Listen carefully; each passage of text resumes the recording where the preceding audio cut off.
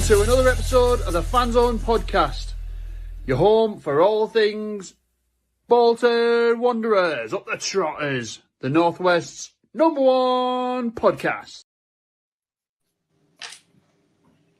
Good evening and welcome to another episode of the Fanzone podcast. Of course, episode 121, titled Sinners Not Winners. This evening you're joined by, of course, myself, Ange and Dan. Ange, how are you this evening? I'm like a deflated balloon. I'm using that analogy a lot recently, but I am like that 4-week-old balloon down the side of the couch. I can certainly understand this why. Dan, how are you? Groundhog Day again. Same SH1T, different day, innit? Yeah, no, it certainly is. And I'm not past the point occurring, but I'm getting there. Good evening to everybody who's joined us so far in the chat. If you are, of course, watching live back on YouTube, as you all are in the chat, please do give us a like and a subscribe if you've not done already. The likes do go a long way. Obviously, we are trying to grow the channel as best we can, and that does help with that old algorithm. Good evening to Ian, David, Brandon, channel members, Pete. Good evening to all of you, and good evening to everybody else in between as well. Of course, 3 of us tonight, but we're expecting a busy one, so stick with us. Please continue to get any comments in the chat, and obviously we'll do our best to delve into them. But I suppose a good place to start would be the old post-match reactions, which of course are sponsored by Johnson's Tiling.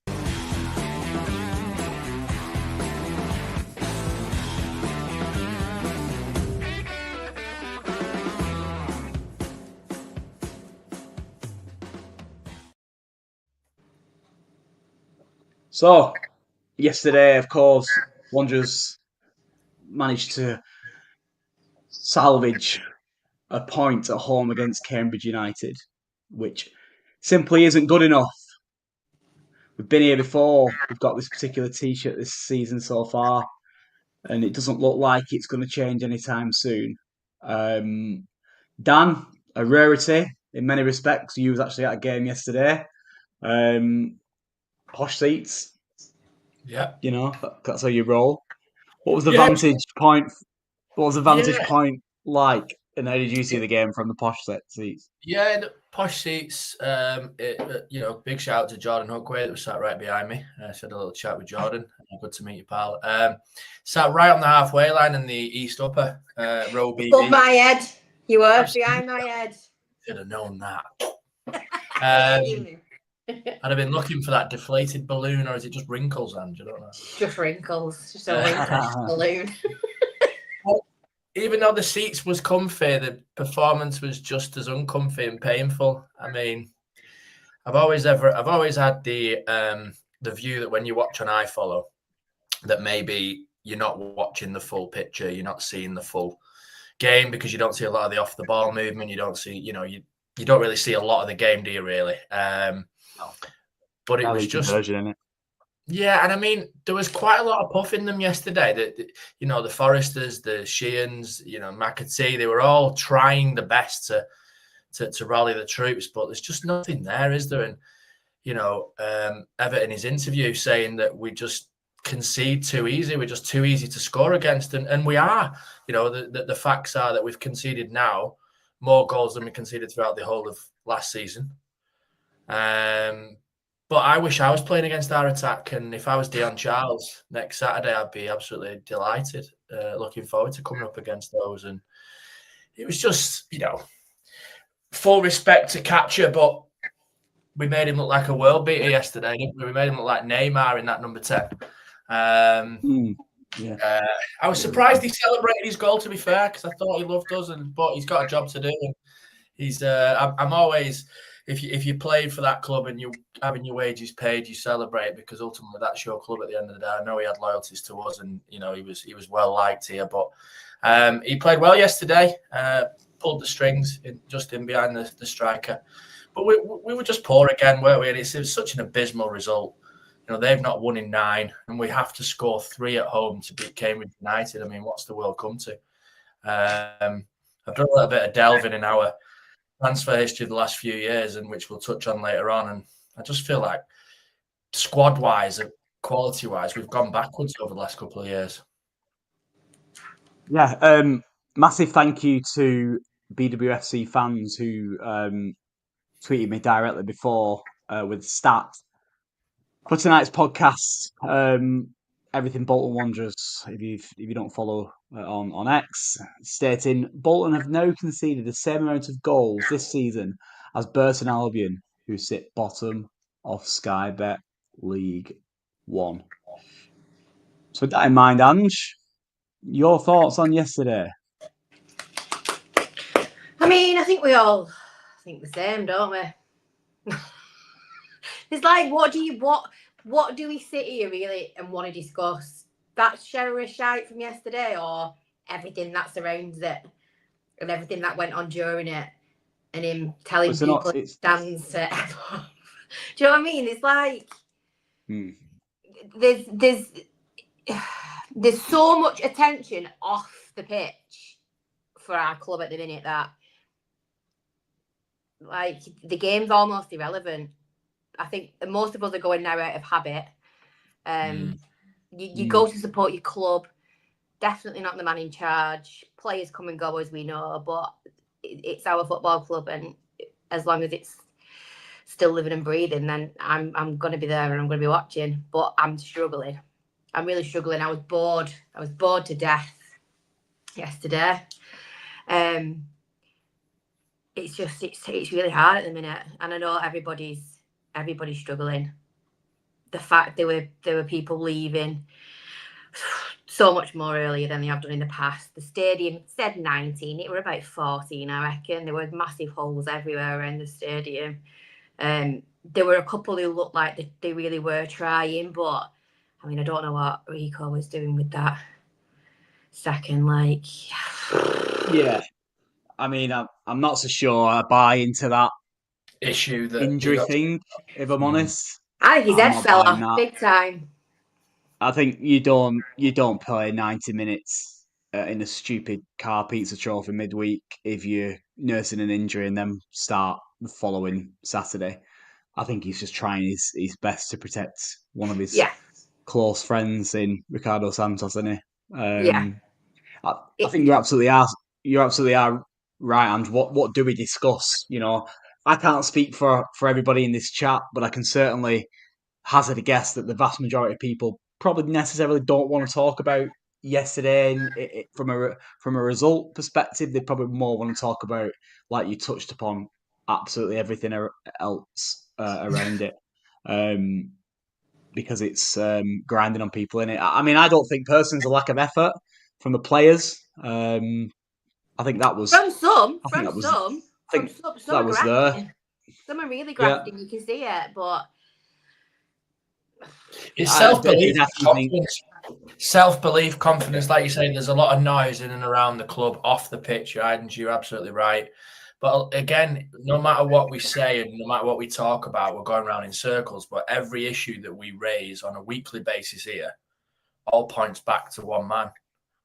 Do you know what I mean? And I just think, and we said it earlier today, didn't we? That if we were to make a change overnight, I know you get the new manager bounce and all that sort of stuff, but I just think there's too much quality in that squad to be where we are. But at least we're closer to the playoffs than we were yesterday morning, apparently.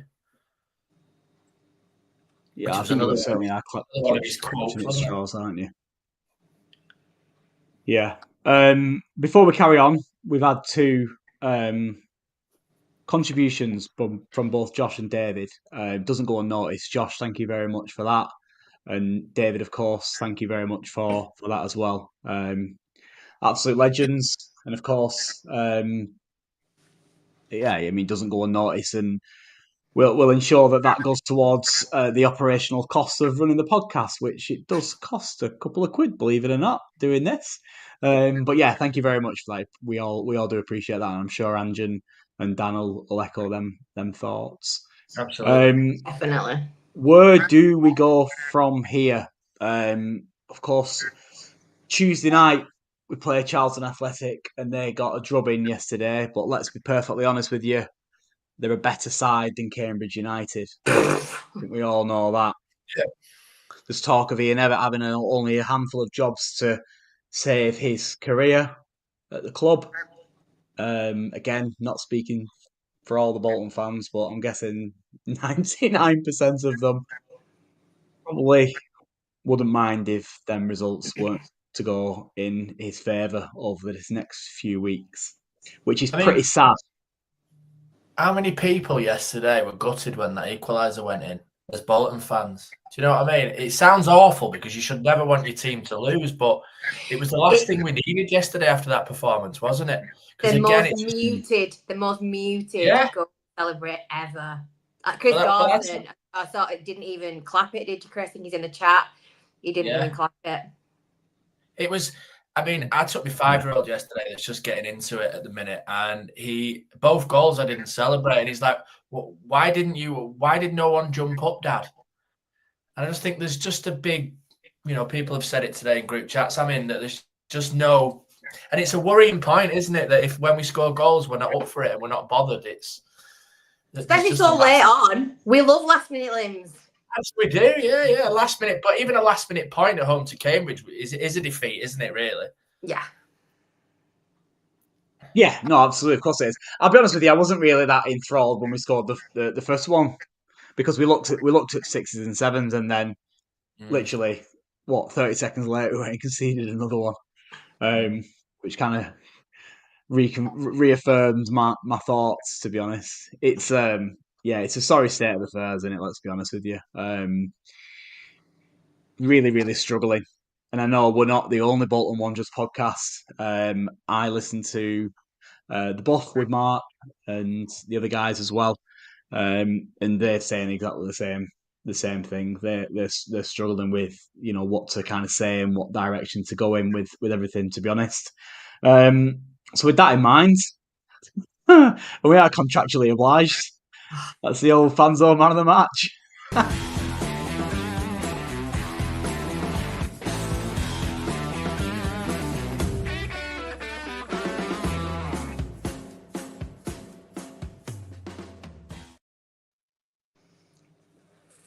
In an attempt to capture Dan's concentration from whatever other website he's watching or he's on, I'm going to ask him. Trying to track up the fan focus. That's what I'm doing.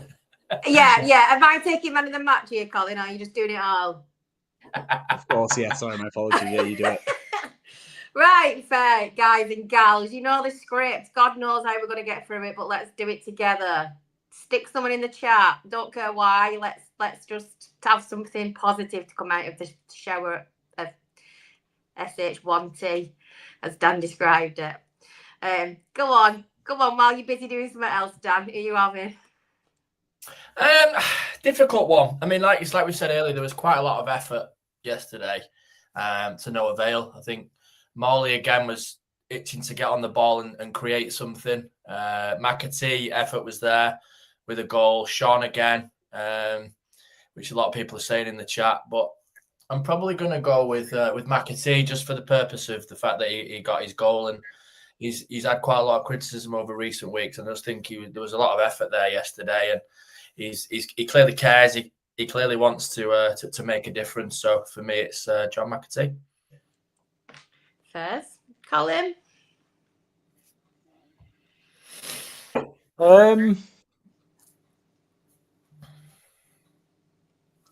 Yeah. I'm just going to go straight for it and say Forrester. I don't understand. And again, I'm pointing fingers at Evatt again, and I'd love for him to be able to answer this. He goes on about Will Forrester being our best. Does he call him aerial defender box defender? Box defender, which I think essentially means in both boxes, aerially is probably our best one. Why is he not playing? Why is he taking a so-called ghost injury of Ricardo Santos to get the lad on the pitch? When we're missing Owen Toll so much and we're leaking goals left, right, and centre. He offers us, in my opinion, a bit more solid on that side instead of Jones when he plays the right of the three. Yesterday, he obviously came on and played in the middle and looked pretty comfortable. I mean, they're a poor side, but he's probably the best at the moment of what we've got to offer from a defensive perspective. And he isn't getting picked, despite what Ian Evatt says about him, which is absolutely bizarre. But for me, I'll give it Will Forrester from yesterday, even though he only played half a game. And the same could be said for a few shouts in the chat and someone I was looking at for man of the match, which was Ose Tutu. Why is that boy not starting? What's he got to do? Like, how is he picking coggers over him? I've got no idea. There's quite a few shouts in the chat for Sean, who I think absolutely is a workhorse, graphs, got a lot to learn, does stupid things and gets booked practically every bloody game. There was a few shouts for Morley. And if I split the vote now, I don't even know where we go, because I think there's more in the chat for Sean. But do you know what? I'm going to go with Ange. Yeah, I'm going to go with the chat, and I am going to go with Sean. He's got a lot to learn, but he absolutely puts his heart and soul into it. So we'll have a muted fanfare and Fanzone man of the match. You savvy, Sean. Yeah, well done. I've seen a lot more for Sean than anybody else, to be fair, Ange. I think that's the first share, isn't it? Not many Foresters. I mean, it's my own personal thing. I just don't understand what on one hand you can say he's our best defender or best box defender, and then not start the guy. It's something about not just with that, but with everything when it comes to Mr. Ian Evatt. We've obviously got quite a few more segments to go, and I know that the fan focus or the Dan focus this week would be quite heavy. So we'll move swiftly on, and we'll review the Charlton game with the main man himself.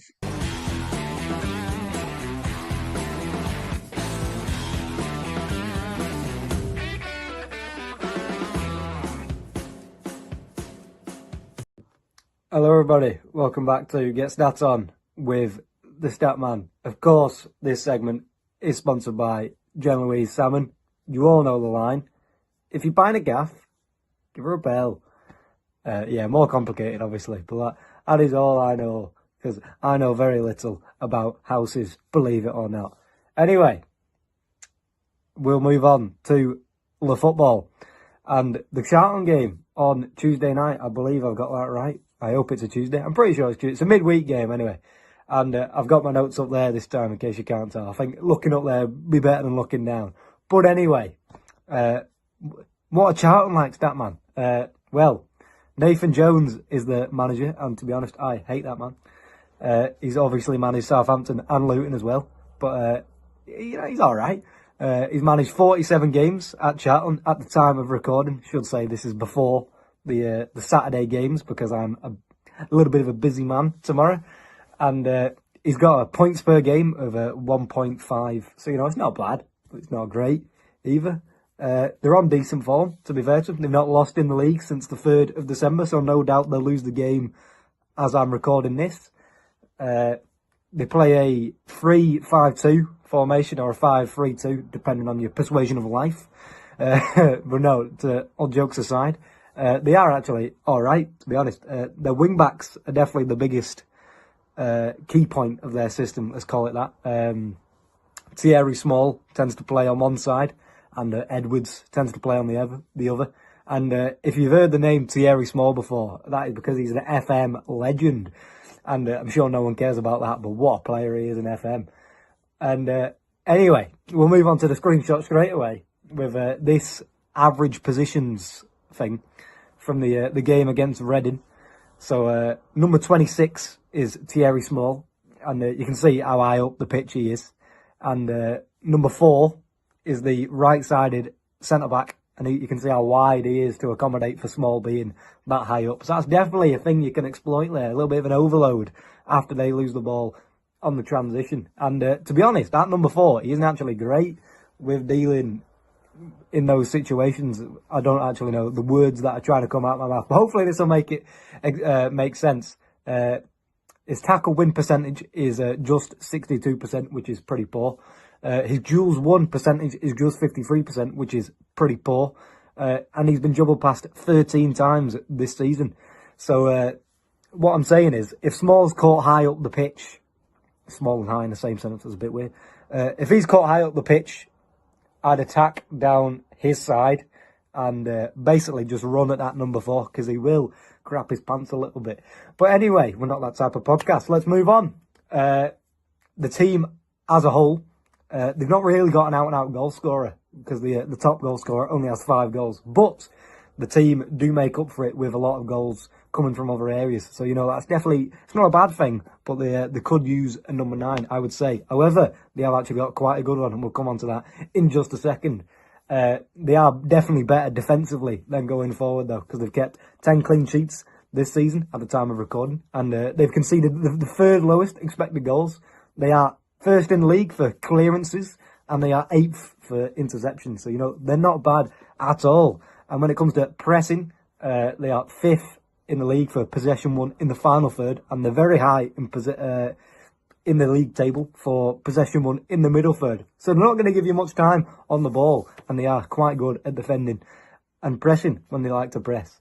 The key man, I reckon, in this game, depending on how this game will go, will be Tyrese Campbell. He is one of their strikers, number 7, and I quite like him from the very little I've seen, I'll be fair. But these clips are going to show you why, well, not clips, screenshots, going to show you why he's a little bit of a threat. His main attribute is just his positioning. He likes to sit just behind the defensive line, which is obviously a bit odd because it'll make you offside most of the time, but not always. So, screenshot now. They're all from the Reading game, and you can see he's sat behind the defensive line. Nobody's looking at him, but he's not a threat because they don't win the ball anyway. However, in this one, he's still sat behind the defensive line, and it's quite a poor defensive line because he is actually onside because the fullbacks are deeper than the centre-backs, and that is always stupid. And again, so he's positioned himself very well, very intelligent, and we'll move on to 3. And Charlton actually win it here, and they managed to flick it on to Campbell, who is actually offside, I think. But obviously, your runs don't have to be perfect in League One because there's no VAR. And he just leaves it close enough every time where you're not gonna put your flag up because you're like, oh, is he offside? I don't really know, so I'm not gonna. But yeah, he is quite dangerous, and he doesn't convert on this occasion because it was a 0-0 draw. But he is definitely someone to watch out for. The centre-backs have to be switched on at all times because he is a dangerous man. Anyway, that is me done for this week, and I'll see you very soon after the Charlton game for another Statman preview. See you very soon. Goodbye. Thanks, Callum. Oh, legends. Have you noticed he's certainly upped the ante with his level of enthusiasm when it comes to statistics? Have you seen that? Massive. I'm a massive fan of it. He's like put so much effort in. Yeah, and it's like he's selling you stats as well, which I'm all for. Sell me the stats, Carl. Sell me the stats. Any takeaways from that, Dan? Well, I was just looking then when he was on about that in the recent results, and it's been a little bit hit and miss, a bit like us, hasn't it, really? I mean, they beat Cambridge at home, so that's a start. Beat Wickham at home in the last few games. Dispatched Northampton 5-0 away, but then got rolled by Rotherham at the weekend. So, again, it's one of them games, isn't it? I mean, they beat us down at their place. Solid side. Nathan Jones, still there, isn't he? Is he still there, Nathan Jones? Yeah, he is, yeah. And obviously did the preview with the lovely lady from Charlton early on in the season. So, very similar. I think it was myself and Chris that were on that preview, that the similarities between the two clubs over the years are quite ironic, really, how similar we actually are. So it's one of them games that we can't call, but we're at home, so we've always got to back ourselves at home. And any other season, I'd be thinking that we would, but who knows? Do you know what I mean? It's who knows? How many people? Yeah, it's. I'm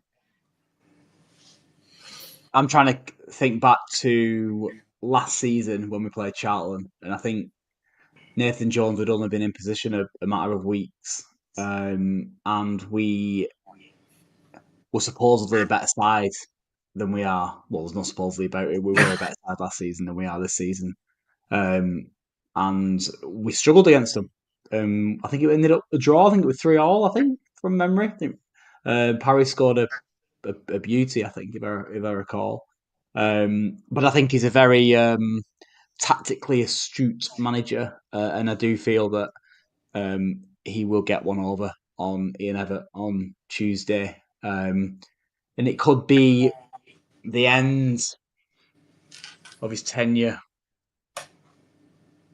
I don't want to be that person or that podcast that shouts, get him out, get him out, get him out. But it's getting too much this now, and I don't like thinking, I hope Charlton do us on Tuesday, because I'm still going to be going on Tuesday and I still want us to win. But yeah, I'm sure I'm not on my own. It's pretty challenging, isn't it, guys, at the moment? Very much so. Like you say, the goal yesterday was the last thing we needed. I've never wanted us to drop points, never wanted us to lose, and I never will. And equally, I'll never sing the manager out like they were yesterday. I mean, the equaliser went in yesterday, and the chant that got sung was "We won't ever out." Do you know what I mean? I would never sing that.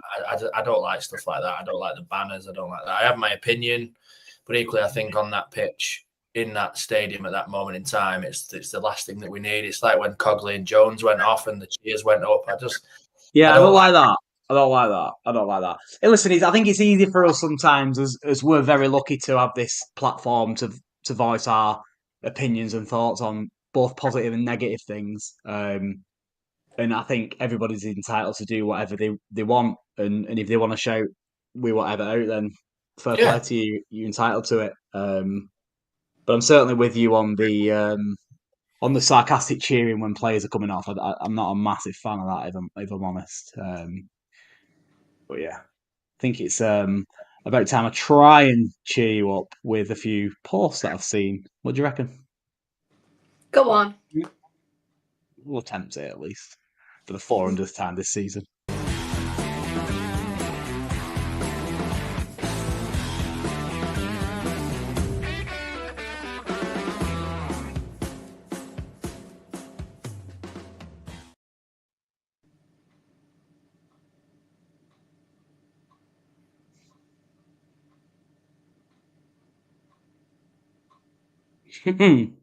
These are good ones, especially for Dan, because Dan isn't on X anymore. He's quit the scene, haven't you, Dan?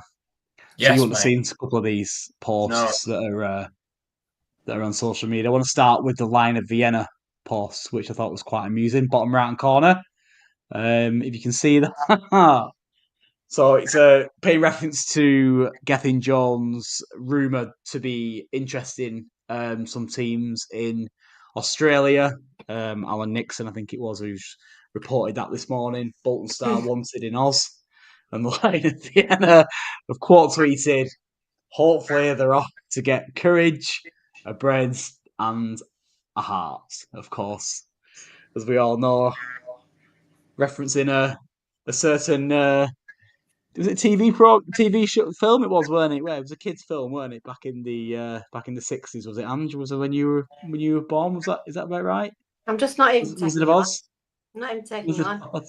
I think Theo probably knows Wizard of Oz, so spans the generations, Colin. Yeah, no, of course, yeah. It's a bit of fun. Never mind. Tom has posted someone on Radio Manchester wanting Keith Hill back. Give me thin strength. This was a radio caller, and he's absolutely right, because I can reiterate this because I was listening to it live as well. Somebody did actually say that they wouldn't mind having Keith Hill back as Bolton Wanderers manager, because they felt that he could do a better job than what Ian Evatt's doing at the moment. No, I'm not sure. Yeah, whether it's because he's on Radio Manchester and he was on at the time, I'm not sure, but there we have it. Any thoughts on us removing the manager and it changing stuff, Dan? Because Oxford have done it, of course. Yeah, there's a lot to it. There's a reason why it happens. I mean, we were talking about it last week about who would you bring in. I still think that Schumacher would be the man for me. Proven, done it. Got Plymouth promoted above that Ipswich side that are now in the Premier League. I wouldn't have Keith Hill back, but Local as well, isn't he? As Chris has just said, rather have Mike Bassett than Keith. Well, I'm sure Benson and Hedges is doing a great job at the back for us at the moment. But with 5 wins and 2 draws from his last 7 under Gary Rowe, obviously Oxford have turned the corner. So, despite what Ian Everett said, things can change when you get a new manager. But yeah, a couple of posts I thought was quite amusing, but an attempt to try and cheer you all up. Transitions. Seamless transition into the overlay. This is your bit now with the old Dan Focus.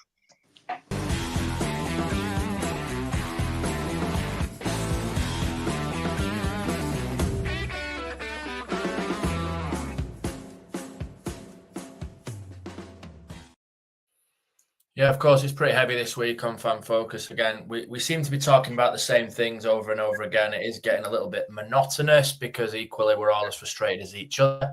We all now appear to want the same outcome. Even the staunch Everett fans, like Ben McQuaid, one of our guys that was firmly rooted in the Everett camp, has now jumped onto the side of the fence. I don't know anybody now that is on that side.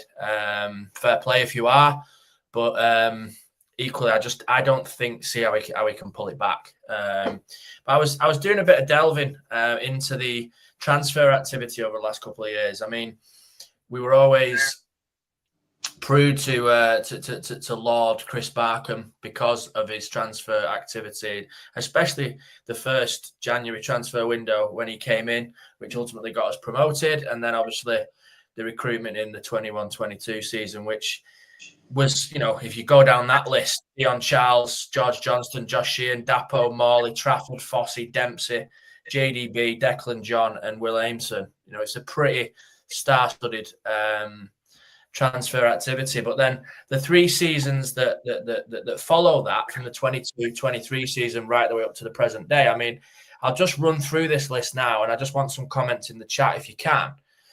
How many of these would you class has been a success?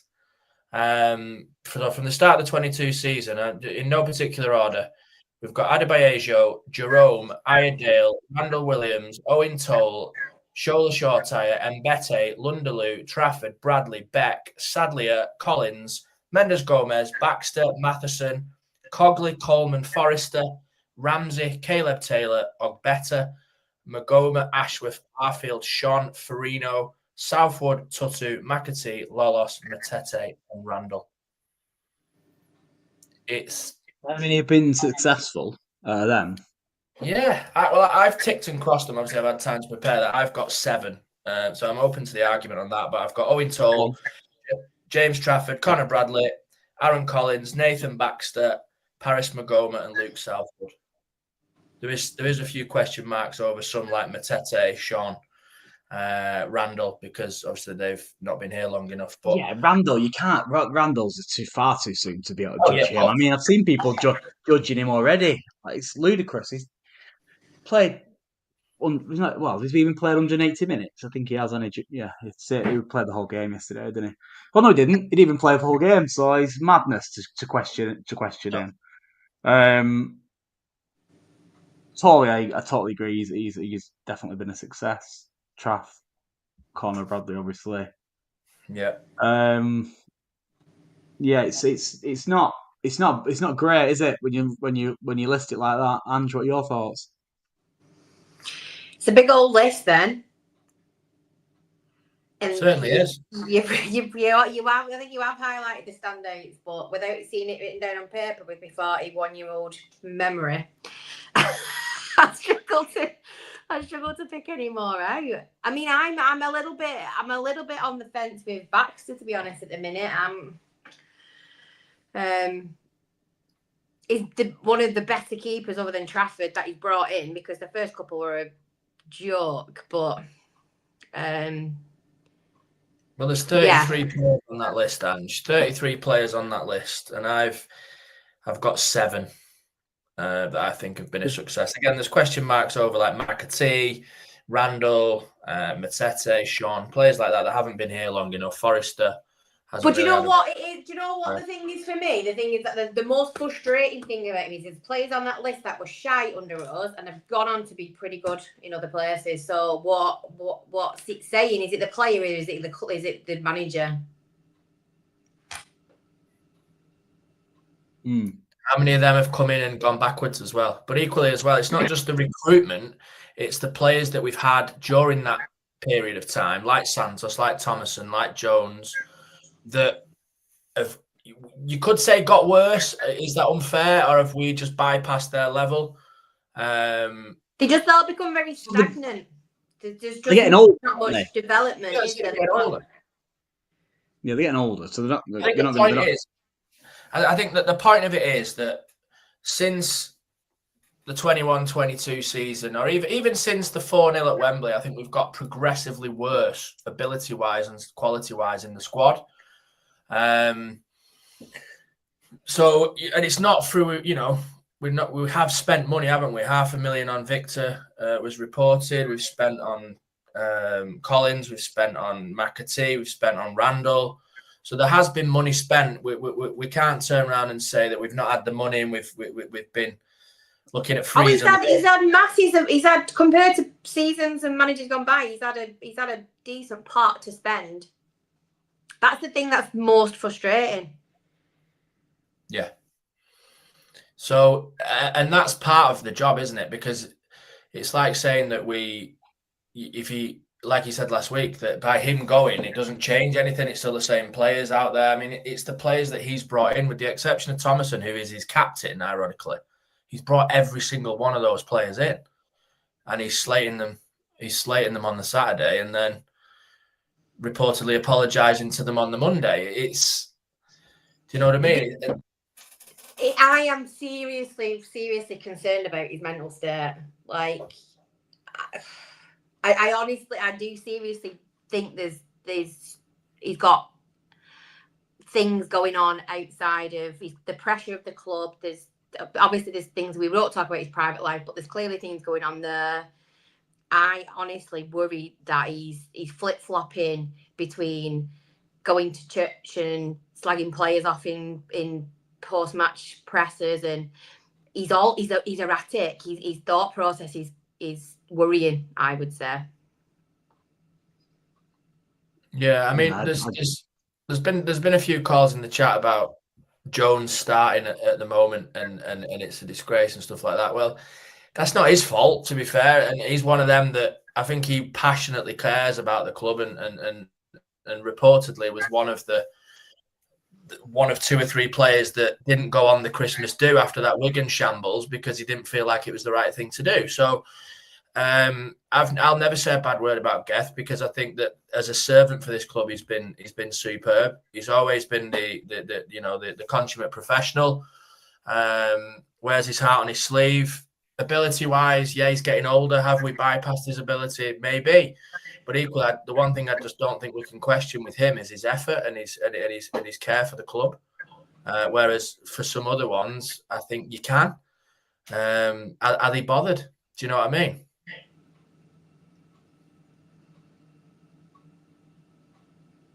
Yeah. And passionate and giving a shit gets you so far, doesn't it? But then there's levels, and when you reach him, it's very obvious that you're struggling a little bit. Yeah, well, I'll move on to something else as well. But friend of the show, Lyndon Ashworth, said so many issues, but one that stood out to me yesterday is that we don't learn from our mistakes. We gave away so many free kicks in line with our penalty area, and with that throw-in is what cost us away at Cambridge. It goes along with Shrewsbury scoring from corners 2 seasons in a row. Either the staff aren't pointing these easily fixable issues, or the players can't execute simple instructions. We are just so slow to react defensively. It's Gus. It was a massive worry again yesterday with the corner. They had 3 men on the edge of the box unmarked because they're obviously zonal marking or whatever. And how many times have we conceded that exact. And luckily they didn't play it that way. But how many times have we conceded a corner like that? Yeah. Unmarked men on the edge of the box. And it's not even.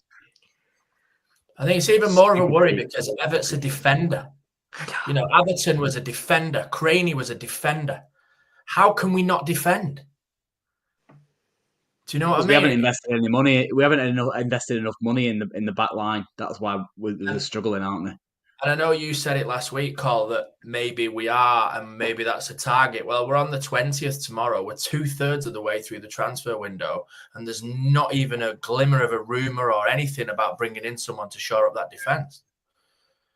You know, we've had injuries there. We've lost Farino pretty much for the season. Toley's in and out like a fiddler's elbow.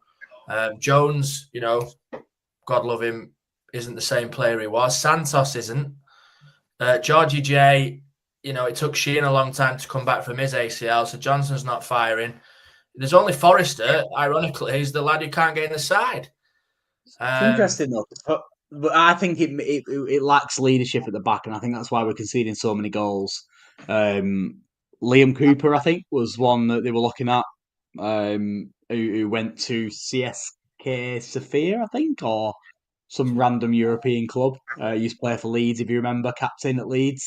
We didn't obviously get him, but there's been no, like you said, no rumour, no nothing over an experienced defender coming in. And he's not even alluded to it, as they like. He's alluded to this. Yeah, it's funny, isn't it? Drogba-esque player that we need or we want or whatever. But he's admitted that we are conceding more, but we have an attacking. He knows we can score him, but the issue now is the amount that we're shipping. But it's like he's not putting 2 and 2 together and coming up with sort your defence out. What did he say like that for the season? He said, didn't he? If you don't concede, you don't lose, and that mentality seems to have completely gone. We were always hard to break down, weren't we? Yeah. You know, Traff went through that period of clean sheets and stuff. Now, a clean sheet now is a rarity, whereas a clean sheet before used to be. Traff, what was Traff's run? Really, it was mental, weren't it? That run Traff had of clean sheets. Mm-hmm. We were so hard to beat, and I know teams come here now, or they used to come here and put 10 men behind the ball and just try and settle for a 0-0. Now they see us as a scalp. You know, Cambridge, he said yesterday, didn't he, in his interview, that Cambridge sat 10 men behind the ball. I don't think they did. I don't think they did. A fair go at it, to be fair. You don't put 10 men behind the ball and score 2 and go in the lead twice. Yeah, certainly in the first half, they were pressing for as many as they could, weren't they? I think they did sit in the second half, in fairness, but you can't blame them, though, can you? You know what I mean? You can't blame them for sitting in and trying to defend the lead that they've got. And I thought they were unlucky. They're really unlucky not to get really unlucky. 3 points yesterday. But yeah, needs shoring up, doesn't it? Certainly does. Well, just to finish off on there, we had a point from Leslie Davis as well about, do we think that Sharon Britton's loyalty to Everett has now gone too far? The fans are arguing with each other on social media, and obviously the alleged rumour that he was slagging fans off to their faces yesterday and stuff like that.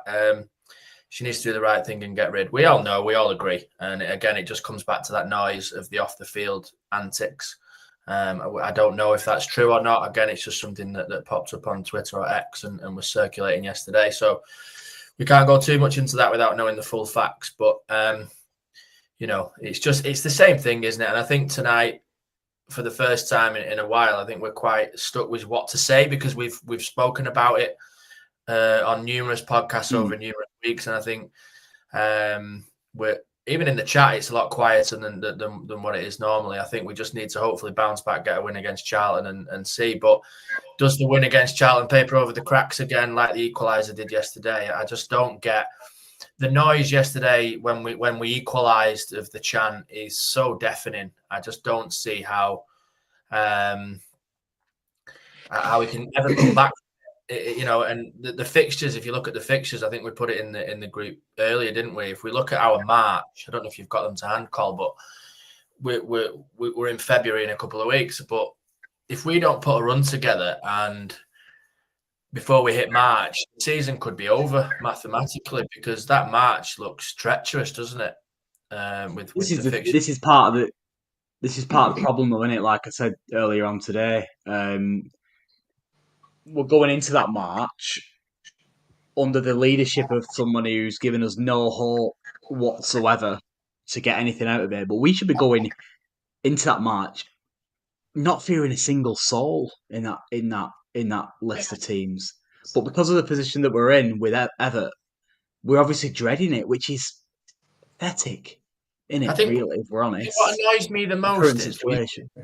What annoys? Sorry to interject there, Cole, but what annoys me the most there is that we've been absolutely diabolical this season from start to finish, and we're only 3 points off the playoffs. Like, imagine where we should be if we were even firing at 7 and 8 out of 10 as opposed to 3 or 4 out of 10. 12 points from the last 10 games that we've achieved in the league. And that, I was talking about this last night, and for me, that is what is keeping him in a job, because of how hit and miss this league is.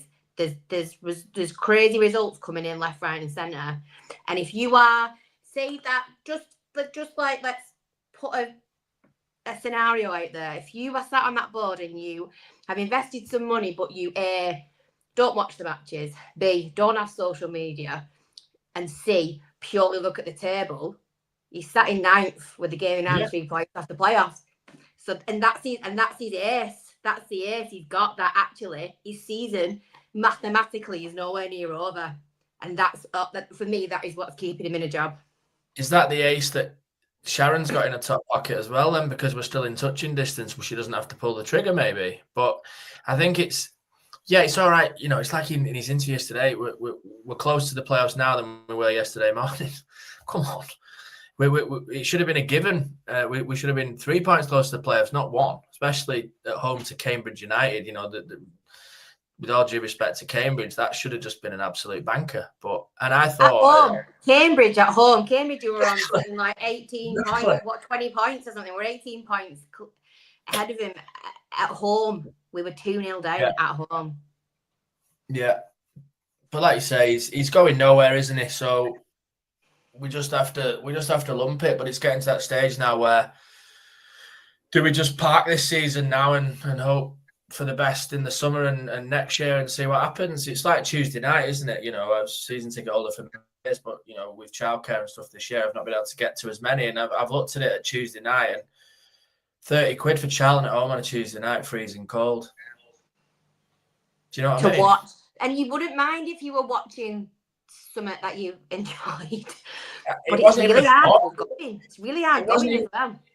Yeah, it wasn't even a thought over the last few years. Tuesday night, next game, yeah, fantastic. Getting home 11:30, knackered at work the next day. I wasn't bothered because I was up for it.